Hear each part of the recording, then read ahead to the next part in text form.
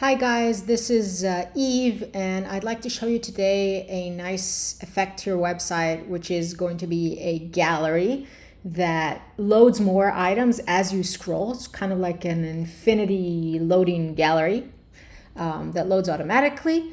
I'll show you how it looks. We have here a page of all kinds of products. Then we have this gallery, and as we scroll, as you can see, images load on the screen. Okay, awesome.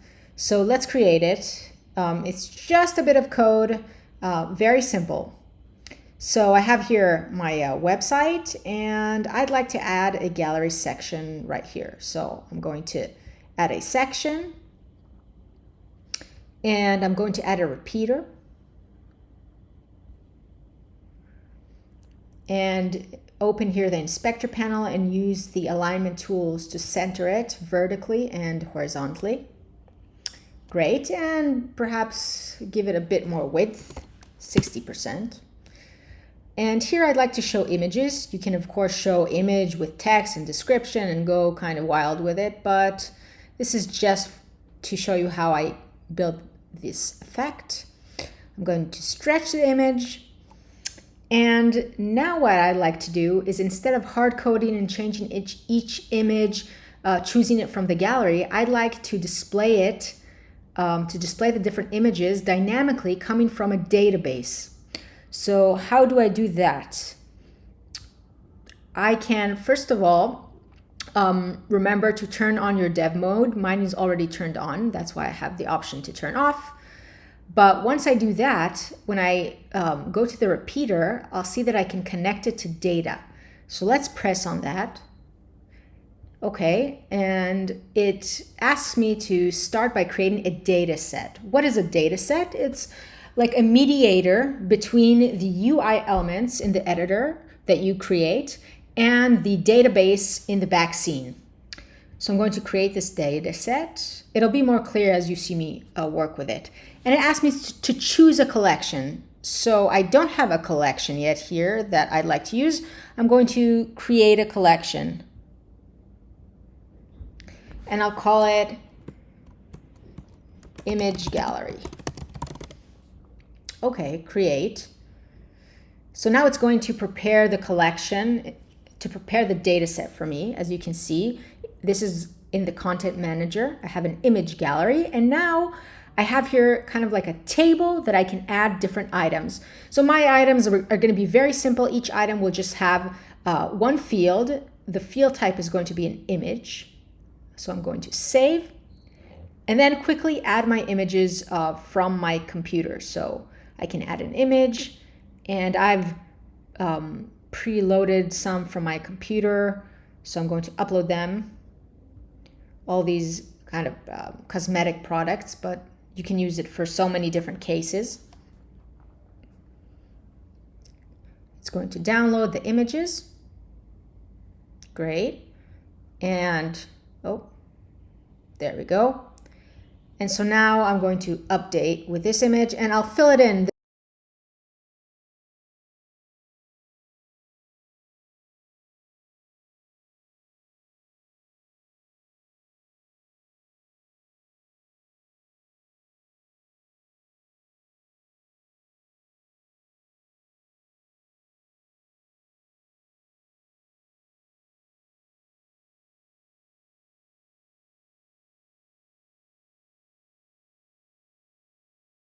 Close this. And now I can create my data set, choosing the collection image gallery and pressing create. So this created the image gallery data set. And now what we need to do is also connect my component, which is my image on each item. So I can press here and choose that the image source connects to, and I have a different list here with all the fields, but I have just one field, so it gives me the image. And now you'll see that all these images that I put in the database, they're loading onto the page. I would like to give some padding to my section now that I look at it. Let's give it 150 pixels on top and 150 pixels on the bottom, and give some spacing between the items. So I'm pressing my repeater, and I'll choose here 20 pixels and 20 pixels here. Okay, great. And now we need to see how we can dynamically, as we scroll, load more images each time, load each time a different row.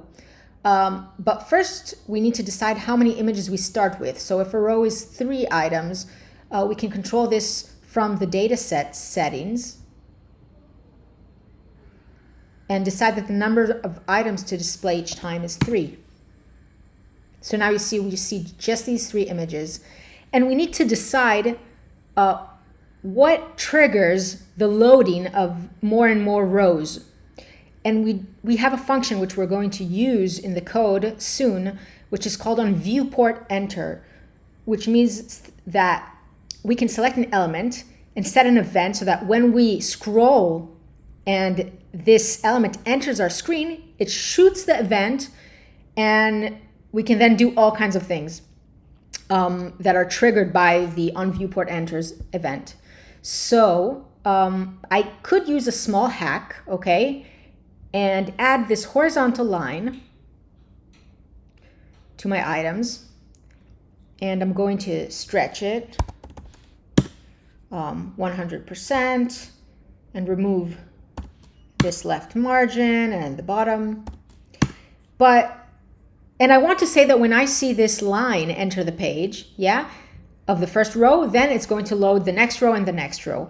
But I don't want to really see it, right, on the screen, so I can control by clicking the line, going to the inspector panel to the design tab, and then setting the opacity to 0. So this means we won't see the line, but it's still there, and it's still going to fire an event when it enters the viewport.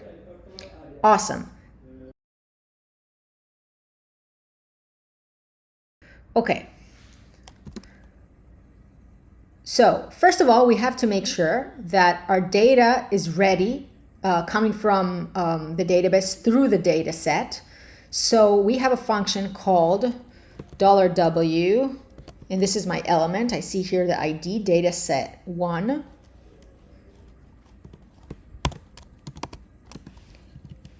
And it has a function called onReady, which is receives a callback of an anonymous function.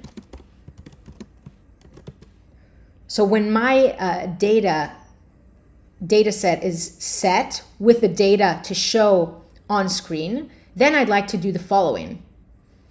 When this line, which has this ID, enters the viewport, so how are we going to write it in code? We're going to do $W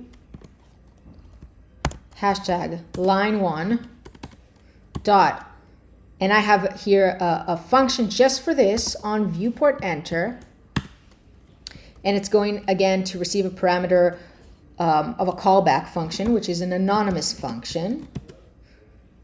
And now we want to check, right? Because if we have more items to load from the data set, then load the next row. So we need to do this check, and we'll write it like this. If $W hashtag dataset dot, and we have here a function called, actually it's a property which is a Boolean, has next, which will show us, which will give us truth, right? If there's more data in the database to load, and if it is, then it goes into the body of this if, and we say $W dataset1 load more, and this is a function that we get on the data set. So basically what we're doing is this: we're making sure our data set is ready, and then when the line element enters our viewport, it fires this callback function, and then we have a check. If the dataset has more items inside to load on the page, only then load them. Awesome. So now let's see if this is working. I'm going to publish.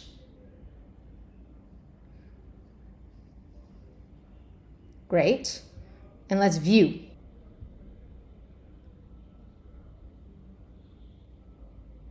Okay, so you see that the rows load, but they load kind of awkward. They just kind of, the images jump. The next row jumps and jumps. Let's see it again. Yeah. It's kind of jumpy. So what I want to do is perhaps make it a bit nicer and add an animation. So I go to my item, click the animation up here, and I'm going to do a float in. But let's customize it because I would like for it to come from the bottom. And I'd like for this whole animation to be just a bit quicker. And I can press play here and see it. Great, this is exactly what I want. Now let's publish and see it in action. Okay, let's refresh the page. So now we're going to scroll, and this is the first row, and now how nice. I can just keep on scrolling and more items load, and they have this nice animation. Super, super cool. Let's do that again, see it again. Going to refresh the page, and as I go down, up each row, I have more and more items to show. Awesome. Well, thanks so much for joining me for this tidbit, and I hope you got some ideas of things to do with this snippet of a code and loading more items nicely onto the page using the database. And I'll see you next time for the next one. Bye-bye.